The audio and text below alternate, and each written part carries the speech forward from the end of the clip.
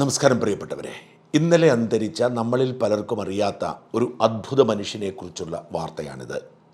പ്രിയപ്പെട്ടവരെ, അദ്ദേഹം മരിച്ചപ്പോഴെങ്കിലും നിങ്ങൾ അദ്ദേഹത്തെക്കുറിച്ച് അറിയാതെ പോകരുത്. ഇങ്ങനൊരു മനുഷ്യൻ നമ്മുടെ സമൂഹത്തിൽ ഇതുവരെ ജീവിച്ചിരുന്നു എന്നത് തന്നെ നമുക്ക് അഭിമാനിക്കാൻ കഴിയുന്ന സന്തോഷ വാർത്തയാണ്. 91 വയസ്സിൽ നെയ്യാറ്റിൻകരയിലെ വസതിയിൽ വെച്ച് മരിച്ച ഡോക്ടർ A.B. മജീദ് ഖാനെക്കുറിച്ചാണ് ഞാൻ പറയുന്നത്.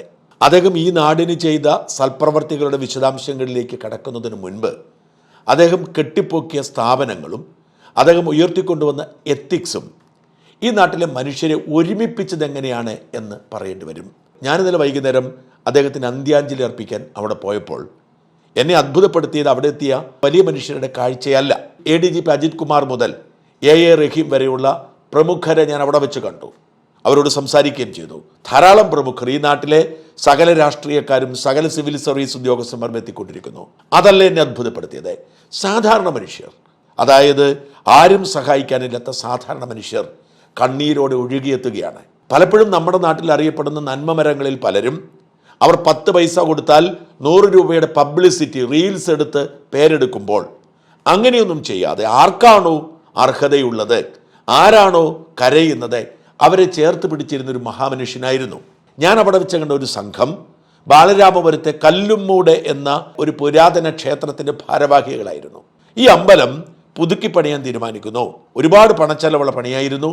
ഏതാണ്ടൊക്കെ ഒരു വിധത്തിൽ ഭക്തരുടെ സഹായത്തോടെ പുതുക്കി പണിതു. പക്ഷെ പണം തികഞ്ഞില്ല. ഒരു ഗണപതി ക്ഷേത്രം കൂടി അതിനോടനുബന്ധിച്ച് തീർക്കണം. പണമില്ലാതെ വന്നപ്പോൾ ഈ നാട്ടുകാർ പോയി കണ്ടത് മജീദ് ഖാനെയാണ്.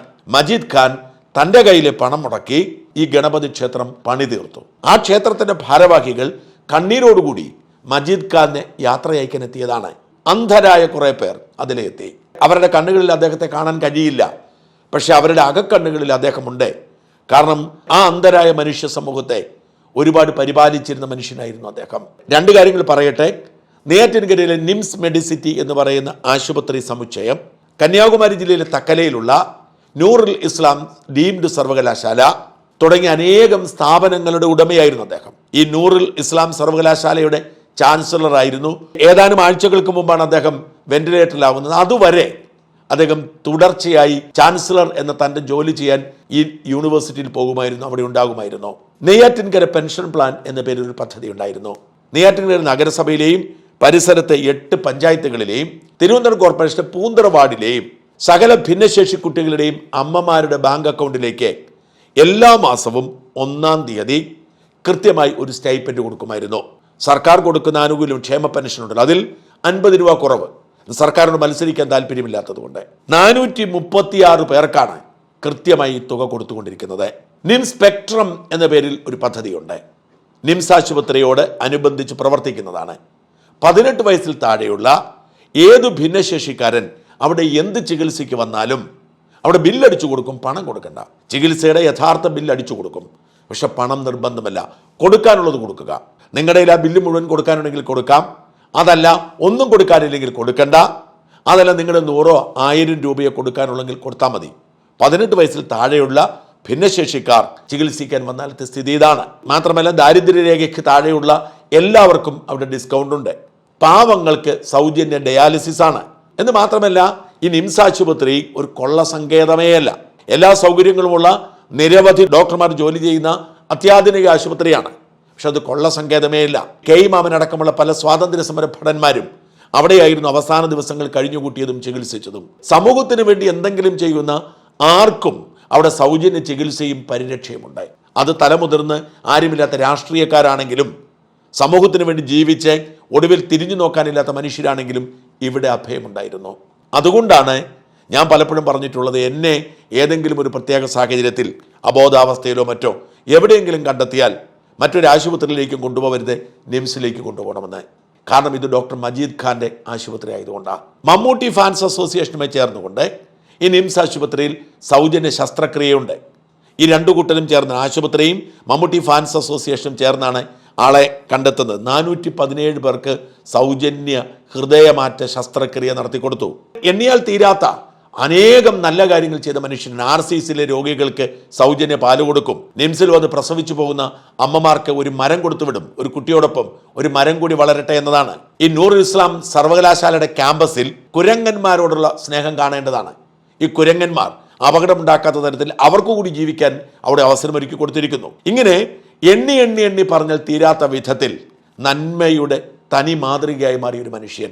മതമോ ജാതിയോ രാഷ്ട്രീയമോ അവിടെ ഉണ്ടായിരുന്നില്ല. അതുകൊണ്ടാണ് ദേശാഭിമാനിയോ ചന്ദ്രികയോ മാധ്യമമോ മാത്രമല്ല, ജനൻ ടിവിയോ ജന്മഭൂമിയോ ഒരു പരിപാടി നടത്തിയാലും അവരതിനോട് സഹകരിക്കുമായിരുന്നു. ഇങ്ങനെ ഒരു അദ്ഭുത മനുഷ്യൻ. ഇദ്ദേഹത്തിന്റെ ജീവിതം നമ്മൾ അറിഞ്ഞിരിക്കേണ്ടതാണ്. കേരളത്തിലെ ആദ്യത്തെ സ്വകാര്യ സാങ്കേതിക വിദ്യാഭ്യാസ സ്ഥാപനം എന്ന് വെച്ചാൽ നമ്മുടെ പറഞ്ഞാൽ ITC എന്ന് പറയും, ഇത് തുടങ്ങിയത് അദ്ദേഹമാണ്. എന്നാണെന്ന് പറയാം, 1954 കേരളം രൂപീകരിക്കുന്നതിന് മുൻപ്. അദ്ദേഹത്തിന്റെ പിതാവ് ഒരു എക്സൈസ് ഓഫീസർ ആയിരുന്നു. അദ്ദേഹം മകനെ നന്നായി പഠിപ്പിച്ചു. തൃശ്ശൂർ എഞ്ചിനീയറിംഗ് കോളേജിൽ എഞ്ചിനീയറിംഗ് ചേർന്നു. യുദ്ധസമയമായിരുന്നു, പട്ടിണിയായിരുന്നു. അതുകൊണ്ട് അവിടെ ഭക്ഷണം മകന് നല്ലതുപോലെ കിട്ടുന്നില്ല എന്ന് മനസ്സിലാക്കി അദ്ദേഹം കൊണ്ടുവന്നു. അപ്പൊ അതിനു മുൻപ് മദ്രാസിൽ പോയി അദ്ദേഹം ITI പഠിച്ചിരുന്നു. സാങ്കേതികമായി ഇലക്ട്രോണിക്സും മെക്കാനിക്സും ഒക്കെ പഠിച്ചിരുന്നു. അപ്പൊ അദ്ദേഹം എന്ത് ചെയ്തു, തിരിച്ചു വന്നപ്പോൾ തൻ്റെ നാട്ടിൽ ഒരു ITC തുടങ്ങുന്നു. അത് പിന്നീട് ഒരു എഞ്ചിനീയറിംഗ് കോളേജ് ആവുന്നു. കേരള സംസ്ഥാനം രൂപീകരിച്ചപ്പോൾ അതിർത്തി അളന്ന് തിട്ടപ്പെടുത്തേണ്ട ഉത്തരവാദിത്വം ഇദ്ദേഹത്തിന്റെ കുട്ടികളാണ് ഏറ്റെടുത്തത്. ആദ്യത്തെ കന്യാകുമാരി ജില്ലയിലെ ആദ്യത്തെ എഞ്ചിനീയറിംഗ് കോളേജ് തുടങ്ങുന്നത് ഇദ്ദേഹമാണ്. ഇൻഡോ ചൈന യുദ്ധസമയത്ത് ഈ എഞ്ചിനീയറിംഗ് കോളേജിൽ സൈനികർക്കും എയർക്രാഫ്റ്റ് എഞ്ചിനീയർമാർക്കും ഒക്കെ പരിശീലനം ഉണ്ടായിരുന്നു. ഈ സർവകലാശാല ആദ്യത്തെ എഡ്യൂസാറ്റ് വിദ്യാഭ്യാസ ഉപഗ്രഹം വിക്ഷേപണം നടത്തിയിട്ടുണ്ട്. KSEB തുടങ്ങി മുമ്പോട്ട് പോയ സമയത്ത് KSEBക്ക് വേണ്ട എല്ലാ ഉപകരണങ്ങളും കൊടുത്തത് ഇവരായിരുന്നു. KSEB പോസ്റ്റുകൾ മാറ്റി ഈ കോൺക്രീറ്റ് പോസ്റ്റുകളാക്കാൻ തീരുമാനിച്ചപ്പോൾ കേരളം മുഴുവൻ കോൺക്രീറ്റ് പോസ്റ്റുകൾ ഉണ്ടാക്കിക്കൊണ്ട് കൊടുത്തത് ഇദ്ദേഹത്തിന്റെ സ്ഥാപനങ്ങളായിരുന്നു. നൂറുൽ ഇസ്ലാം പിന്നീട് സർവകലാശാലയായി മാറുന്നു. ഉന്നത വിദ്യാഭ്യാസ രംഗത്ത് വലിയ സംഭാവന നൽകുന്നു. ആ പ്രസ്ഥാനങ്ങൾക്ക് 50-ാം വർഷം നിംസ് എന്ന പേരിൽ ഒരു ആശുപത്രി തുടങ്ങുന്നു. ഈ ആശുപത്രിയും വിദ്യാഭ്യാസ സ്ഥാപനങ്ങളും ഒക്കെ വളരുമ്പോഴും അതിന്റെ തലപ്പത്തിരിക്കുന്ന ഇദ്ദേഹം നന്മ ഒരു അടയാളമായി കൊണ്ട് നടന്നു. നന്മ ചെയ്തേ മതിയാവൂ.